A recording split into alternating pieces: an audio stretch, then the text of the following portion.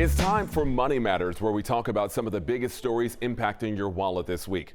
I'm Jonathan Martin. Well, some Georgia lawmakers are going to try and change the state constitution in order to hold down property taxes. This proposal will put a cap on real estate taxes that spike because of rising property values.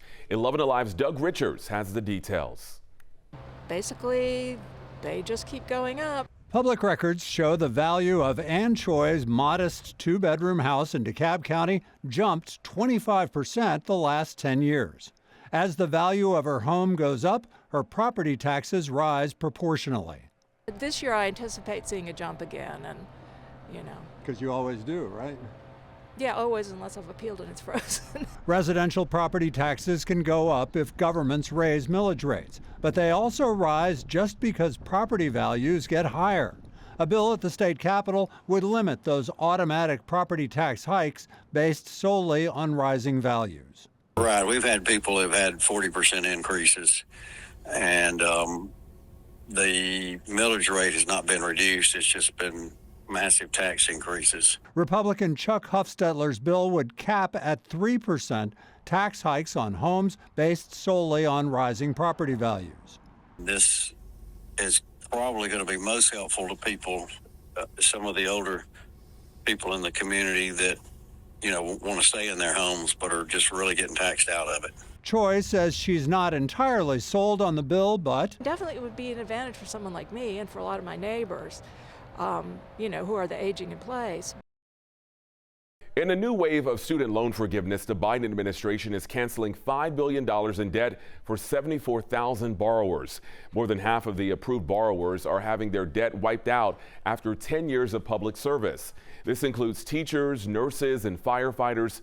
In a statement, President Biden said that nearly 30,000 borrowers have worked toward repayment for at least 20 years, but never got the relief they earned. The new cancellations now bring the total number of people who have had their debt canceled under the Biden administration to 3.7 million. Experts are warning that scams are at a crisis level in America. The Federal Trade Commission says fraud cost U.S. consumers more than $7 billion in the first 3 quarters of 2023, and that is up 5% from the year before. So here are the top 5 financial scams to be on the lookout for in 2024. First, grandparent scams, people playing on emotions saying someone you love could be in jeopardy. Next, romance scams. These fake relationships often start online, then someone tries to take your money. Third, cryptocurrency scams. Scammers use this because it doesn't have the same legal protections as credit and debit cards and often can't be reversed. Fourth, employment scams. With more layoffs happening, this is likely to stick around. And lastly, online account tax scams. This could come up as soon as tax season nears. Remember, if anything seems sketchy, it usually is. It probably is. Check out businesses, check in with your bank, and never give personal information to a person or company that you don't know. Despite flaring tensions and disrupted trade routes to the Middle East and historic winter weather here at home, gas prices in the U.S. continue to hold steady, at least for now. But will weather woes and international crises hit the oil market and your wallets? Erica Murphy breaks it down for us. Historic cold and deadly winter weather taking a toll on oil production in the U.S. There can be unexpected outages caused by the freezing temperatures. There can be power losses. Pipelines that deliver natural gas to refineries can freeze.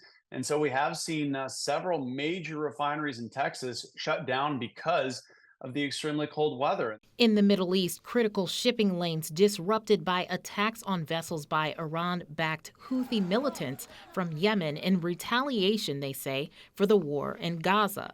And what's happening in the Red Sea with the Houthi militants has driven up oil prices.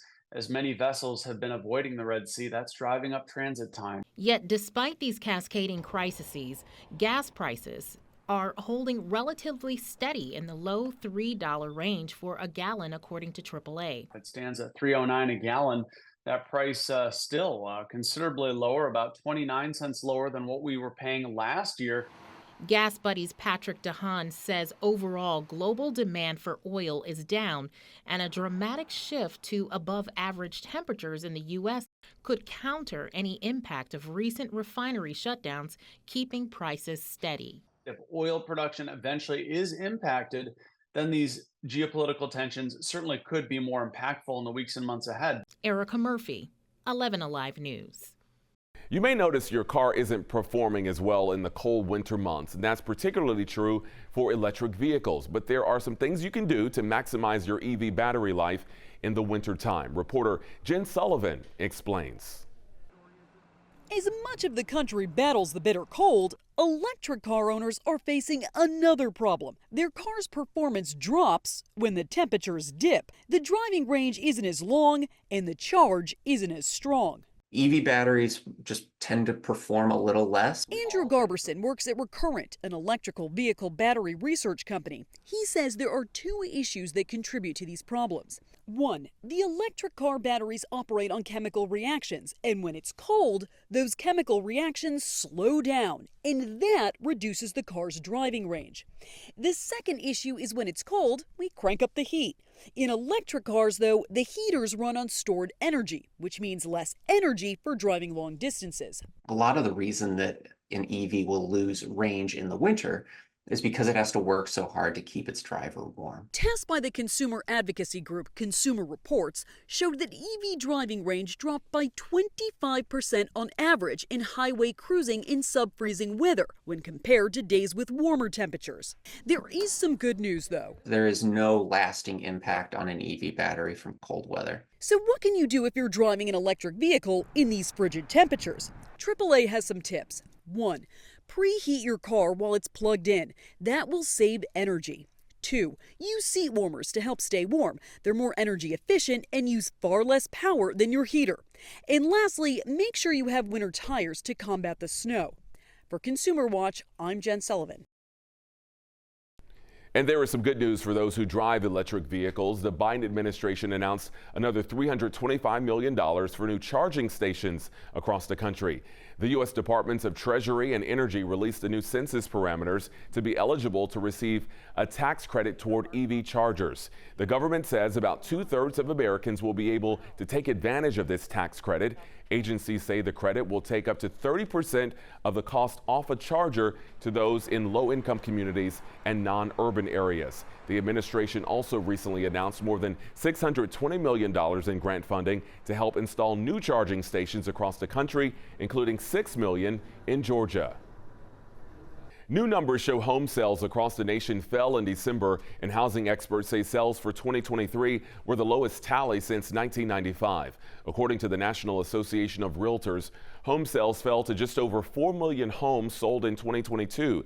Sales were down close to 3% in the South, and analysts say high prices and low inventory were major factors in the slip in sales, in addition to higher mortgage rates.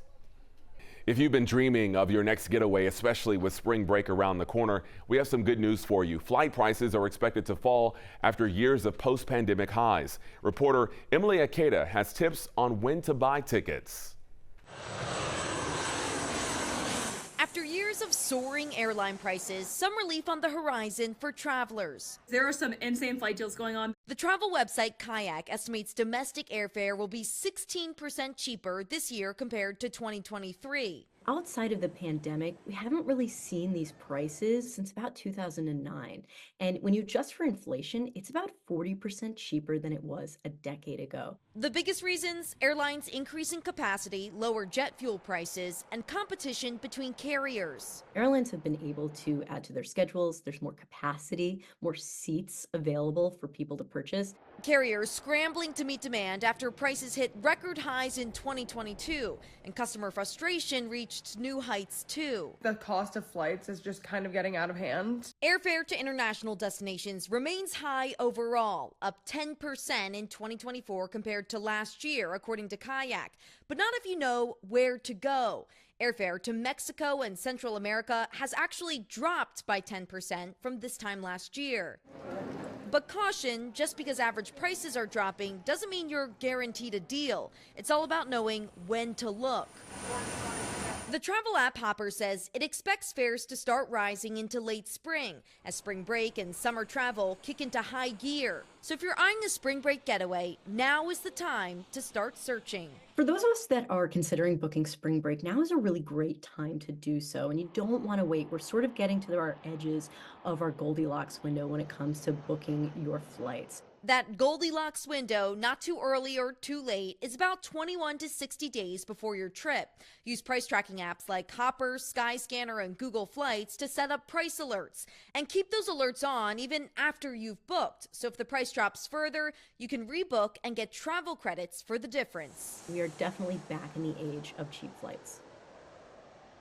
All right, does this sound familiar? You sign up for a new subscription, maybe you're trying to watch your favorite TV show, or you want to read an article behind a paywall, and then you just totally forget about it. Well, new data reveals a shocking amount of money that we spend on these types of services every month. The dirty little secret of subscription service is they owe a lot of their success to people's lack of attention. Most Americans think they spend about $62 a month on subscriptions, but apparently the real number is closer to $300 a month. Between streaming, music, newspapers, and even razor blades, it can really all add up. Lots of folks plan to pick up subscriptions for one-off things like sports games and seasons of a show that they like, but when you forget to cancel, it generates big money for services like Peacock or Hulu.